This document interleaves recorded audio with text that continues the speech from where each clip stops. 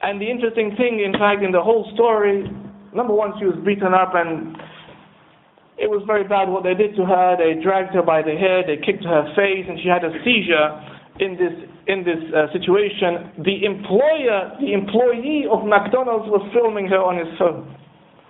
That is the issue. If you want to see how pervasive the image is in the world in which we live. In times of the past, of course, Habil and Qabil, the famous story, here you had a brother killed another one. But at least that brother tried to hide his crime. He tried to bury the other brother. In times of the past, people, of course, would feel shame and haya, and they will have modesty about the sins and the evil that they commit, and they're trying to cover up their sins and their indiscretions. What about in this society, where that is clothed, where that is made for everyone to see? People thrive, and people take enjoyment, entertainment because of the grief of others. That is the world in which we live. You had the happy slapping craze, of course, and everyone saw it because it's filmed by everyone. Let everyone see our indiscretions. In America, there is a group of lawyers called the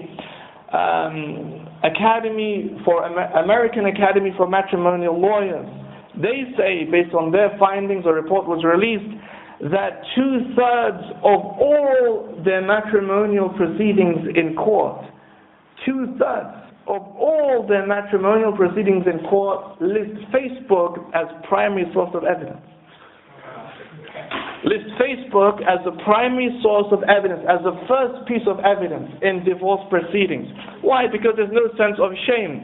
If the woman's doing something, she's happy to advertise her affair or her sin, whatever, for everyone to see, because more comments you get, the more famous she becomes. Right? The more hits something gets in YouTube, the more famous the person becomes. So the more outlandish you are in this society, in this culture, the more chances you have of becoming known, becoming respected, having this sense of self-worth. A lot of this can draw into so many other areas of discussion, but it's not our purpose here, and time is against us. But look at it from this perspective. So on the one hand, you have the gangster's persona. The gangster, of course, sees the world from a very polarized perspective.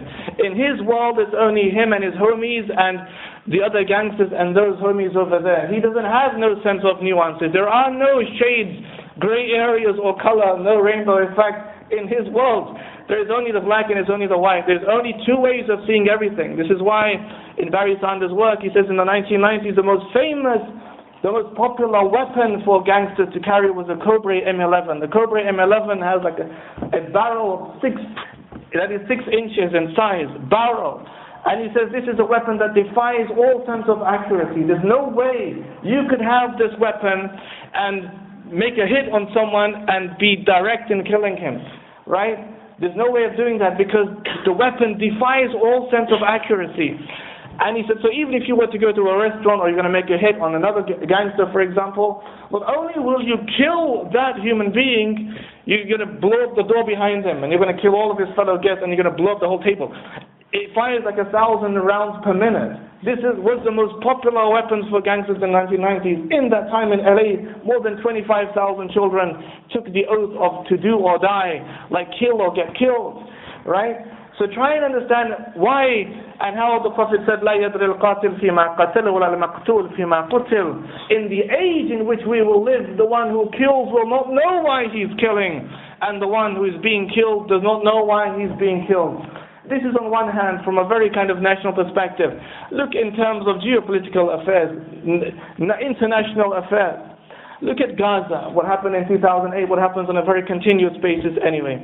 And try and connect this to our knowledge of the affairs of the Holocaust from the memoirs of those who were found guilty of war crimes and from the memoirs of those who survived the Holocaust, and simply from historians.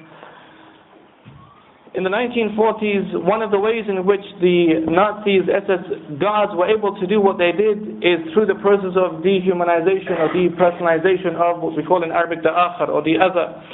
They saw Jews as whatever they saw them, but the way in which they were able to overcome their inner struggle and battle when confronted with a human being that they know they have to kill was by dehumanizing them so that they don't remain as human beings anymore. One of the processes of that dehumanization that is even being played out today with Muslims and other people is they said that we stripped them of their clothes. We made them naked. In normal human situations, of course, you don't walk around naked, you walk around with clothes. Those who don't have any clothes are seen to be peculiar and odd, and they're simply different to us. Secondly, food deprivation. We would deprive them of food. Therefore, now they're acting like scavengers. They're walking on all fours, and they're desperate for food. They don't look like humans. They look like animals, right? And they said from their own memoirs, it was easier for us to kill them. We didn't have any sense of human affinity for them. And in the early days, of course, when they were killing them with gunfire, there are some accounts where they said that, in silence, in secrecy, we shed a tear and all of this kind of stuff. But then, of course, you have the gas chambers, and I know it's been disputed to the extent to which, but we're not discussing that historical debate there. We're simply discussing the process of dehumanization that one people can have towards another people. They said this became now an issue in which the machine could do what the human used to do. So when the fans were running, we felt as if, well, we're hardly responsible for that now. This is why you have a relationship between altitude and attitude. Remember that always, between altitude and attitude. The higher up you are. If an Israeli soldier is flying, or even American or British is flying an F-16 jet, all he has to do is press a button. That button will drop a bomb. The bomb will fall on these people, and you'll see a decimated mess. You'll see complete destruction. Not only have you killed Muslims, not only have you killed people, you've killed villagers, you've killed the livestock, you've killed the cattle, you've killed the sheep, the hens, you've blown up the trees, you've polluted the wells, you've killed mothers, you've blown up the schools, you've done all of this. You've completely upturned their social order by pressing a button, and the bomb drops. You don't see your own carnage, you won't see the mess that you've made. You'll go back and drink a coffee somewhere in Starbucks or something, right? That is your life. It is easier for someone from altitude to do that, because that sense of distancing creates a distance in human empathy. He won't see. If that person is down on the floor and he takes a knife or he takes a gun and he knows he has to kill this person, he will see that person begging for his life. He will see that person begging, please don't kill me. I have sons, I have a wife, I have a job, I have a mother who's sick. The person, of course, will beg for their life, right?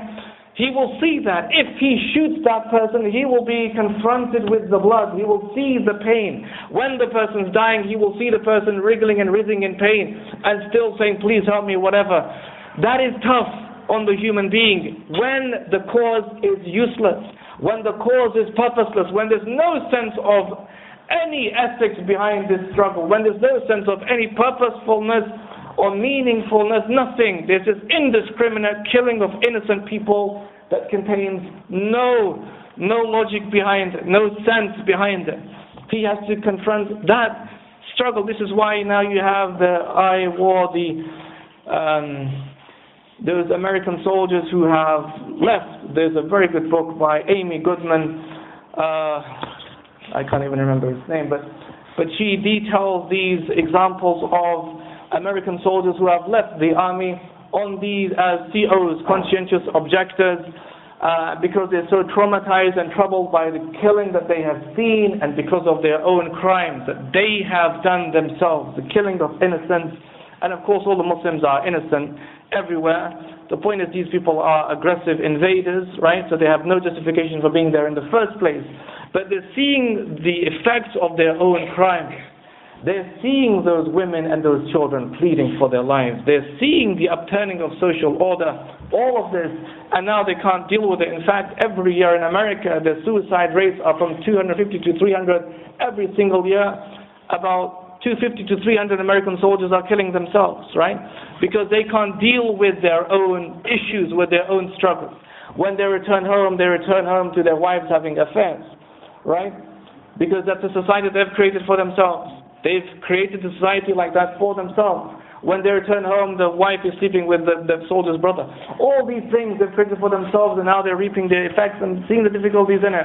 The point is this: it's unjust and it's wrong in the first place, but they are confronted with it. So you have this, on the one hand, the gangster's persona where he sees no one else except the person is the other, and on the other hand, you have this distancing which has led to a lack of connection that people would naturally have with other human beings.